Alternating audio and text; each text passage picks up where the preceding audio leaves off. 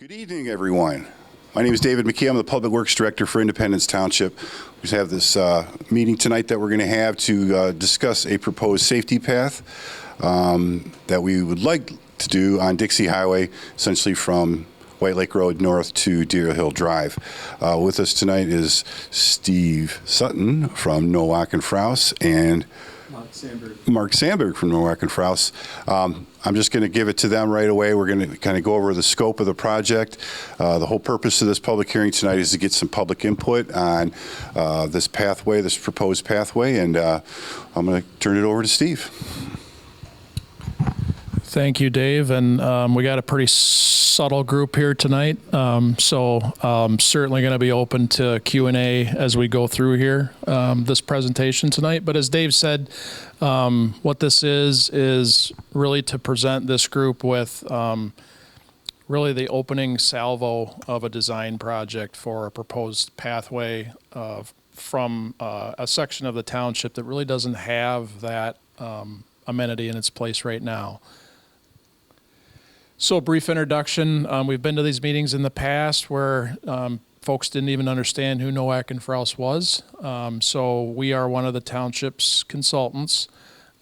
We do a number of services: civil engineering, surveyors, land planners, and geospatial engineers. We've got over 65 years of experience, and the township is one of our Metro Detroit municipalities that we represent. I think we represent 14 in all. So what are we here for tonight? We're not here to show you a plan for the pathway. We're really here to garner information from interested folks that might live near or adjacent to the corridor that we're looking at. We're going to be presenting a series of information that we've gathered to date. There's criteria that go into the design of facilities like this, and we're going to walk through some of the things that we've found already and that will be critical to understanding where a new pathway can be. So we're going to talk about safety concerns along the corridor, the Dixie Highway corridor. Look at and try to better understand how folks currently move through this particular area. We've got some visuals on here that show what most folks might even consider a pathway, but it's not really a pathway. So we're going to look at some of that. Try to hear from folks that are here tonight a preference. We're going to be looking at options on either the north, the south side of Dixie. Some of the opportunities that might present themselves for being on one side or the other. And again, some of the constraints that are going to kind of dictate in a lot of times where these pathways can go. We're going to use this feedback to move forward with our planning process. We've had discussions with township staff. We've had discussions with MDOT. MDOT actually owns or maintains Dixie Highway through this portion of the township. And in those meetings, we've certainly walked away with feedback and important things that they want us to consider as a part of this design process. And that's why we're here tonight, that if we've got neighbors or business owners along the corridor, we want to hear from them too. Okay, so what is a shared use pathway? Shared use pathways exist throughout the township. The township actually has a millage to support the maintenance and installation of new pathways. But the shared use pathway that we're considering here tonight has a couple of caveats. It's 8 feet or wider for pedestrian only use, so no motorized vehicles. It's a pathway physically separated from the vehicular traffic. Again, when we look at some photos that Mark's probably going to show you, we don't have that today along Dixie Highway. We have a paved surface that's immediately adjacent to Dixie Highway. It's a paved surface for walkers, joggers, cyclists, skaters, and people of all abilities. So people of all abilities has to be ADA compliant, which is a big buzzword, and it's a requirement for this type of installation. What are the benefits? Obviously safety, pedestrian safety, trying to get people away from the traveled roadway. and its conflicts with vehicles, and just better access for pedestrian movement from your home, from your business, throughout this section of the community. So just a couple of snapshots. I'm sure most of you have probably seen this. This is the safety path that exists north of here along Sashabaw Road. That was built about 8-9 years ago, something like that. So it kind of shows the 8-foot paved pathway. This section actually shows a boardwalk crossing, and we chose this slide because we do anticipate that as a part of this plan in the future, there will be some level of boardwalk crossing to deal with some of the natural features and environmental features that do exist in certain segments of Dixie Highway corridor. Okay, so this slide here is kind of a wayfinding slide just to get your bearings. I guess this is not a pointer. But as Dave said, White Lake Road is kind of the easterly terminus of the project. And then as you work your way west toward, or northwest toward Deerhill Drive, we just labeled some of the larger, more established businesses there so you could kind of see how those set into the corridor. And then the residential street intersections where obviously we've got a lot of residents that could migrate toward either the north or the south side of Dixie Highway. And that's the study area, again, that we're looking at. So challenges, so this is an aerial image of White Lake and Dixie. We've got currently some gaps in the sidewalk. So as you look at the image on the lower left-hand side, you can see some ADA ramps that are along White Lake and Dixie, and they terminate into what is essentially a paved shoulder. That feature that's about 4 to 5 feet wide is not a pathway. It's not maintained as a pathway. It's not a pathway in terms of what the township considers a pathway. It was something that was installed when Dixie was improved, and it was a design requirement from MDOT at the time of that design, but it's not a pathway. So we've got gaps in this particular area of the township where we just don't have that pathway facility. This is just a snapshot of a crossing on one of the intersections, and you can see it ties into some existing sidewalk, but it doesn't proceed further. Doesn't proceed further down Dixie Highway. So this is another example of a gap. So some challenges. This is highlighting the raised shoulder, and I like this image because you can see the pedestrian using it as if it were a pathway, and that image is what we're trying to avoid. Trying to avoid keeping folks that close to Dixie Highway, which is, 45, 50 miles an hour through there, 55 miles an hour. Posted right there, 55. So again, the raised shoulder, that's not a path. So the next series of slides I'm going to let Mark handle. He's going to explain kind of where the typical pathway project, what some of the terminology is, and talk about some of the other challenges that we do have to deal with here as a part of the design. Thank you, Steve. So as we showed at the beginning of the presentation, in order for this to be a safety path or even a shared use path, there needs to be a buffer in between the 8-foot walk and the road. This shows a pretty slight one for the scale of it, but with enough room, this path could be potentially 8 feet away from the curb in areas. It might need to be closer to the curb in other areas. However, along parts of Dixie, there are property lines that bisect the middle of Dixie Highway. So the right-of-way isn't exactly established all the way throughout this section of the project. You'll see in some other slides that there might need to be some easements created in order to do this. And also we've got some utilities. We have poles for lights, wires that are sporadically placed along the curb, whether it's north side or south side of Dixie. So whether this path was on the north or south, at some point there would be conflict with things that are just in the way. There are also street trees, and when this right-of-way varies, the setback of the trees vary, and the setback of the posts vary, even the speed limit signs and other road signs that are in place. So those are all obstacles in the way. A path can curve, but if people are intended to be using it for cycling or maybe going fast, we want to make sure that it curves appropriately for those users. And here's what we're looking at here. I think maybe we can see close enough. If not, we have some large prints that show the property lines as well.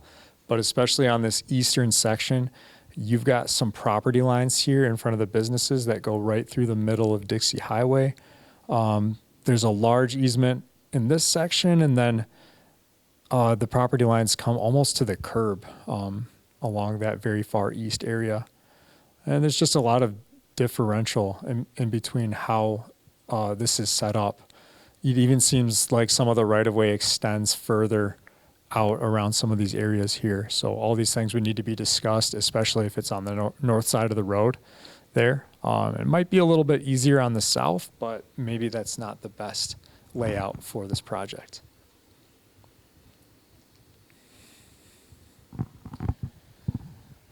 Here we can see that again, just this eastern section near White Lake Road. I think it's about 120 feet, the right-of-way. But as you go a little bit further west at Stonewood Drive, 60 feet. So how does that path take shape? Who takes ownership of it? Is it an easement or is it just allowed to go through? These are all conflicts, slight conflicts in the way of putting this in wherever it needs to go. There's those utility poles and light poles. And there's one other thing on the left, which is a relatively steep slope. So in order to accommodate a path there, something needs to be done to retain the grade or build the grade up. And in this case, it would probably be a retaining wall, which is much more expensive than simply placing a pathway at grade. So here we have a little bit of cost prohibitive spaces that don't lend well for this type of solution. Likewise, on the other side, we have a slope down and a natural feature, a wetland and a small lake. I don't think it has a name. It's on the south side of Dixie Highway. But in order to have a adequate buffer here and avoid the poles, and maybe it could be north of them or south of them, depending on how this works, for the best cost and for the best amount of use. There could be a boardwalk that starts where the grade starts to drop, and a nice buffer of grass. And again, boardwalk is much more expensive than a typical asphalt or concrete pathway. So another cost prohibitive area. Maybe the south side is okay, maybe it's not. Here's a historical wetland map of the area. In orange is historically hydric soils, so there used to be wetland scenarios there, but at this time, probably not so much, especially right at the Dixie Highway right-of-way. Probably was all built up at some point for the road, for businesses and development. But that's where that lake is currently. And it includes a larger area where there's green and orange overlapping. That's all wetland area.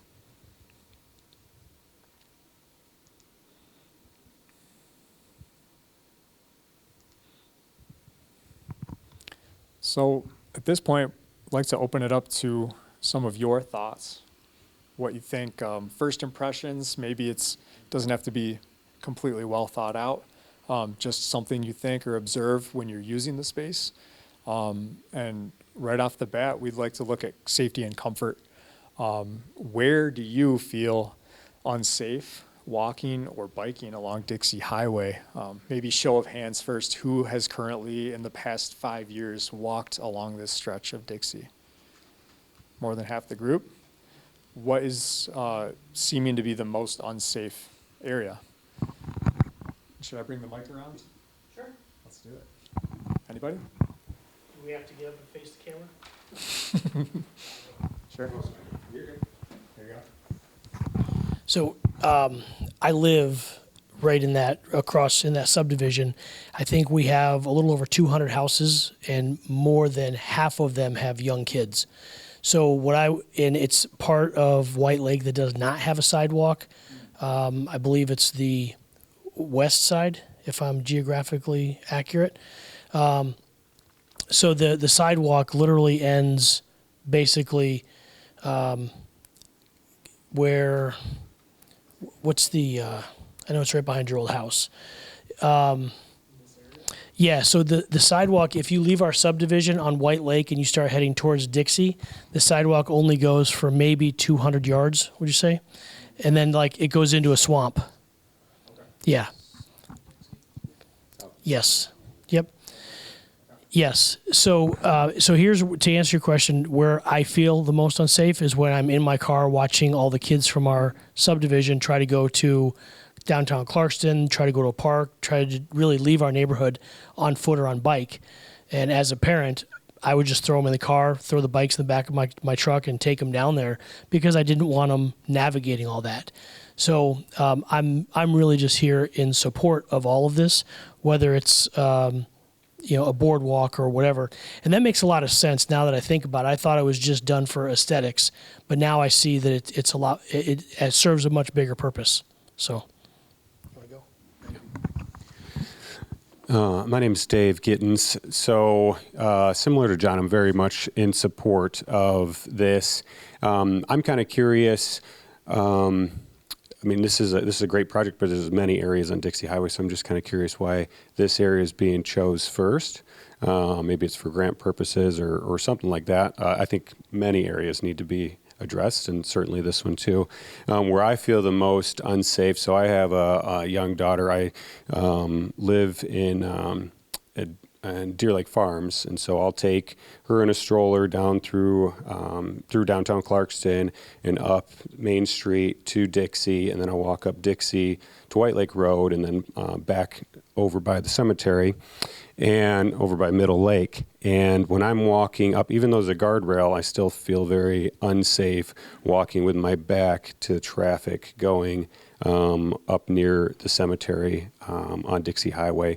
And primarily because everybody's going so fast and it's so close to the road. So even with the guardrail, if somebody gets out of control or has to swerve, it just seems like I'm in the danger zone with my daughter, but I also want to take her outside. So those are my two curiosities. Yeah, and I can help to answer why this section of Dixie is being looked at. This study that we're doing is being largely offset by SEMCOG. So there was an application process wherein the township applied for these study funds, and it was targeted in this particular area because we could accumulate points for that application and how this particular section of the township might connect in the future to the Iron Bell Trail. It's not immediately adjacent, but it's in proximity. The county has a lot of planning involved in this, so it wasn't that the township, chose to strategically look at this section, although it is in the master plan. It was because we were able to get the funding to support this as compared to other sections of the township. Other questions?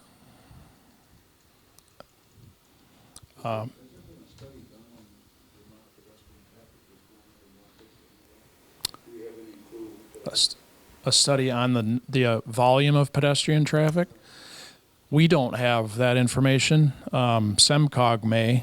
There might be studies, or MDOT may have some idea of what that is. Are you talking about going across Dixie or walking parallel to Dixie? Across crossing Dixie, but also walking parallel, because as Mark mentioned, if you've been there, it's just like a 4-foot patch of asphalt.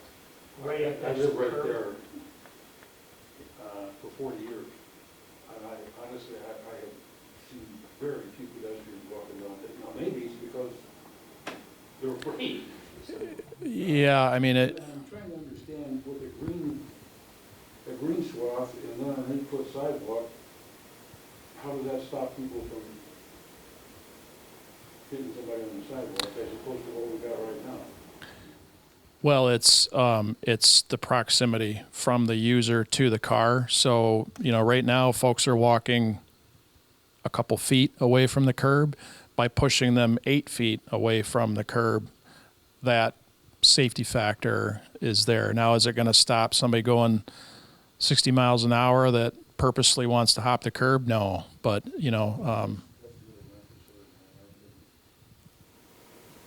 speed on Dixie is just mind-numbing. Like I said, I've been there 40 years and it's just amping up, and amping up, and amping up, and I don't know what can be done about that. I mean, lower the speed limits and enforce it, but you can't have a cop sitting, every 20 feet at it. I don't, it's the amount of traffic blowing up and down Dixie Highway. But I just don't see pedestrians, and like I said, maybe it's because they don't feel safe. I wouldn't walk down there, but it could be, folks like John who just feel that it's not safe for their kids to be out there and they choose not to. I never felt like there was any place I could go that I could walk and get to on Dixie, but whatever. So how far down Dixie do you live? I live right off of Simber on the cul-de-sac, Okay. basically right smack in the middle of this whole area that we're talking about. The only reason I ask is, like, when they're doing an event in the park, at Depot Park, that's very walkable for us. And unfortunately, because there's no sidewalk, we either have to cross White Lake, and the speed is a similar problem there. So you're playing Frogger to get across the road.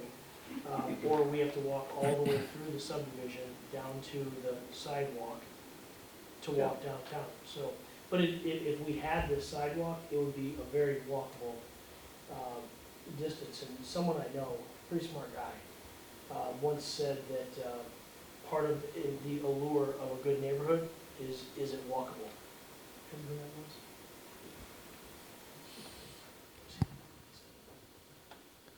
So one of the things that we're, I won't say struggling with, but it's ultimately we have to come up with some scenarios here. Is, does this walk make the most sense on the north side or the south side of Dixie? And you could make a case for either side, I feel. Some of the things that Mark pointed out, the easement situation, the natural features, the topography, it all comes into play. But one of the questions that we've been asking all the groups is, is there any perceived preferences, for folks as to where they would like to see that? Where do you feel it would benefit the most groups along this particular corridor? Mr. Exley. I think what I would like to see is the further away from the street you can get. So I would like to see the furthest away from the back of curb you can get would probably be my preference, and a north or south, or which side doesn't matter, but whichever side we can create the biggest buffer, it'd probably be my preference.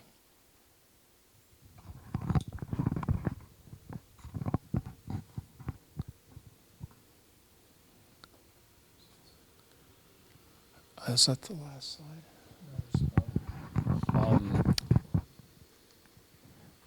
Are there any current destinations along Dixie Highway that are more important for you, your family, or your neighbors to get to on a regular basis? Like there's drugstores, restaurants, banks. Are any of these regularly, routinely used by people in the neighborhood surrounding that could be considered a walkable destination? Okay, similar to Deer Lake. Yeah, I mean, you've got Deer Lake in there, you've got Walgreens. Walgreens. subdivision and not a real good way to get to Depot Park. That would help with traffic congestion if more families felt comfortable walking to the park as opposed to everybody driving. Okay. That's good information. Are there any concerns for business owners having more inviting pedestrian access along the road? Is that something that could possibly be a concern? So I think so, but I don't drive. Sorry. So I don't drive from White Lake to toward I-75 that much. I mainly go from White Lake toward Waterford, and I see people walking all the time. But I think it's also because there's socioeconomic differences in that area, and I think they're walking to and from the local businesses. And I know this because I can see them carrying bags back from either Kroger or Neiman's or whatever restaurant they went to get their food. And so I would say, yes, I think that we could, and I don't know that people would walk to Neiman's to grocery shop, but they might go there to get a donut or some fried chicken or something. But there's a number of new businesses that have gone in there that people might walk to for leisure. So. Yeah, like the Big B coffee shop. Yeah. Yeah, and if you have any insider information as to when that's opening, that's pretty valuable knowledge in this town. So, I would say just thinking about it, the north side on Dixie, according to the map, seems to have more businesses. Because the southern side, there's the bank, Comerica Bank, and then there's your subdivision. So as far as like businesses attracting more walkable business, that would make the most sense to me. Because even on the opposite side in front of the Wendy's, there is I don't know if it's considered a safety path because I don't know the width of it, but it's off the road. And so it's very walkable currently. Just saying that if you're trying to figure out where you're going to put this.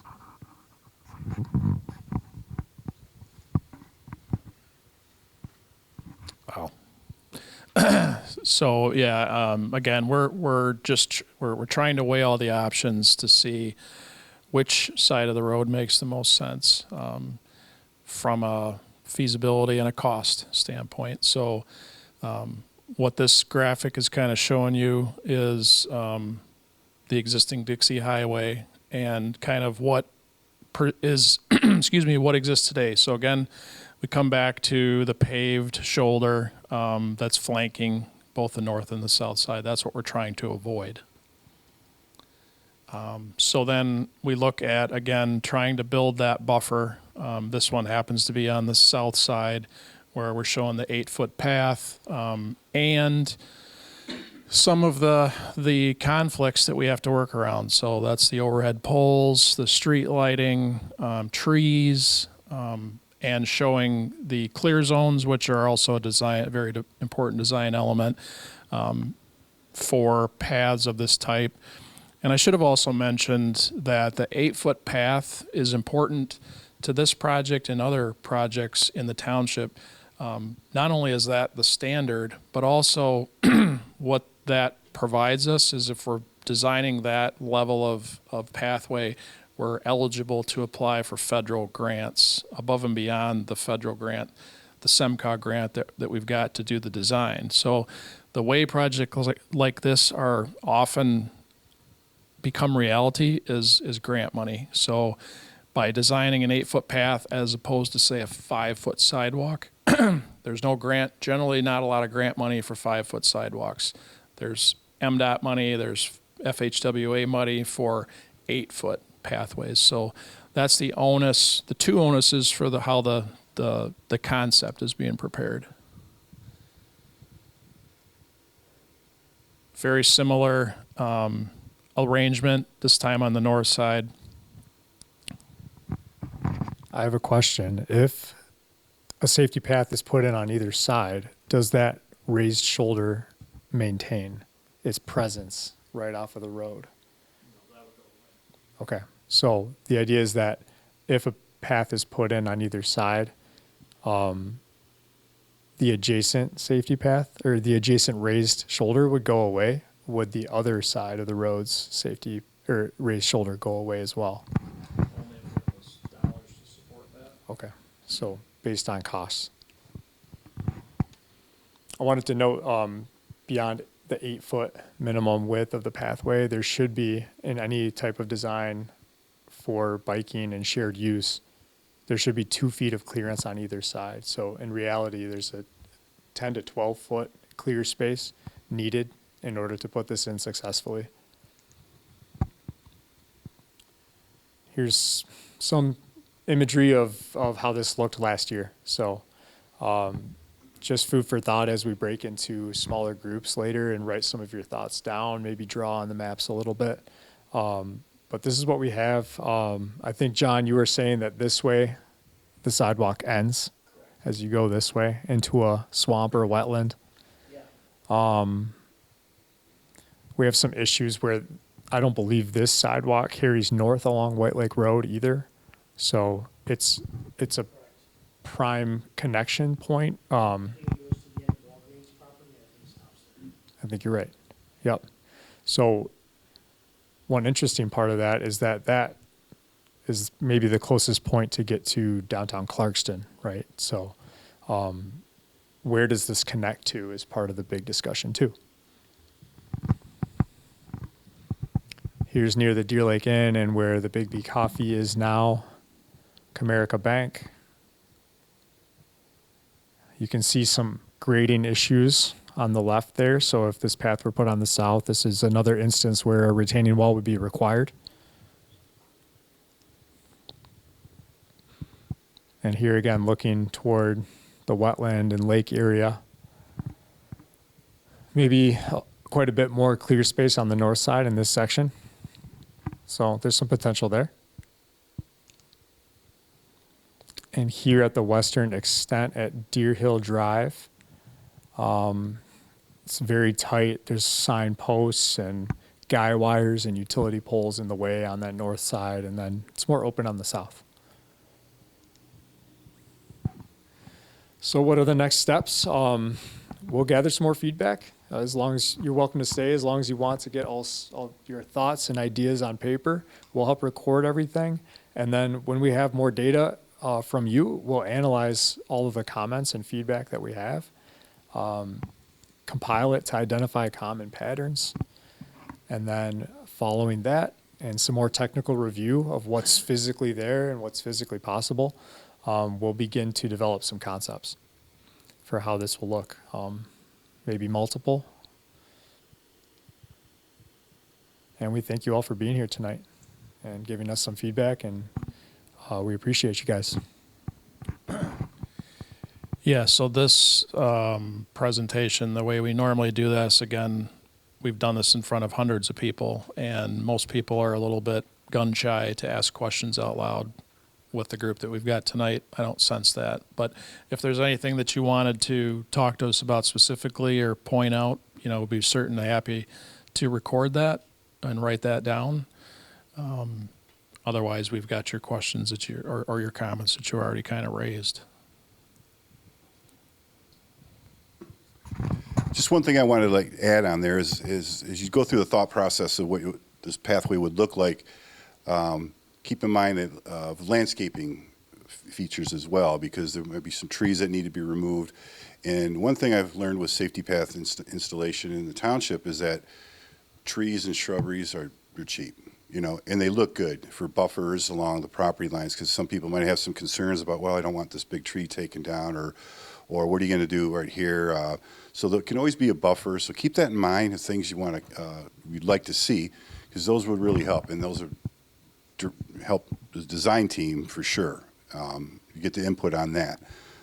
Landscaping features are a big thing when it comes to safety paths and non-motorized pathways. We just don't blast in a sidewalk or some concrete and call it good. We want to get input from everybody on this. So as you go through the thought process, just keep in your mind about what kind of landscaping features you'd like to see. So I think that's a good thing. Great. Like I said, that's all we've got, except if anybody has specific questions for Mark or I, would be happy to talk about it. My only question is, well, actually, I have two. So I saw you said that you're leaning toward retaining wall versus a ditch. Would a ditch to divert the water, I would in my mind be cheaper and serve the same purpose. So is that an alternative that you could do? And then secondly, when you were showing the one that was showing all of Dixie, the animated drawing, it was showing the curbed sidewalk or the curb on the left and right. And then when you go next, yep, you're adding the safety path, the curb doesn't go away. So would it remain, or would that be buffer space? Would that be grass with the final design? So the ditch idea, I don't want to. I hate to say, is Dixie curbed from point A to point B? Yeah. So Dixie is curbed. It's got a storm system in place right now. MDOT would not allow us to build a separate ditch separate from the underground storm system. That's number one. Number two is we're going to be fighting and scrapping for every inch of property along this route in most cases.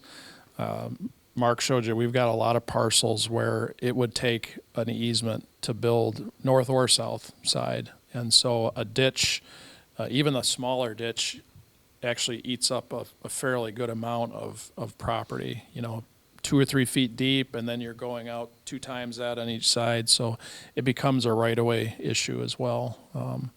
And then your question about the grass buffer.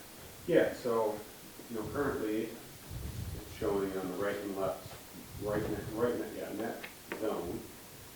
That's currently what we have. And when you were first talking about this, adding the buffer, I was in my mind visualizing that the buffer would be closer to the road. But this looks like in this picture, it doesn't. What we have currently doesn't go away.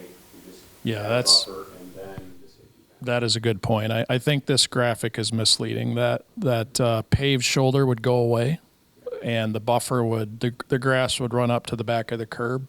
So that total distance could be smaller than what it's shown right now. Yeah, that's more emblematic of what that space would be. The minimum space that MDOT would probably look at here is 5 feet from the curb to the face of the side pathway. So at a minimum, we'd have probably 5 feet of grass. Thank you for clarifying. Anyone else? Well, as Mark said, appreciate the feedback that we did get. This is all being synthesized again amongst the other meetings that we've had, and generally probably what's going to happen is we're probably going to look at an option on the south and an option on the north.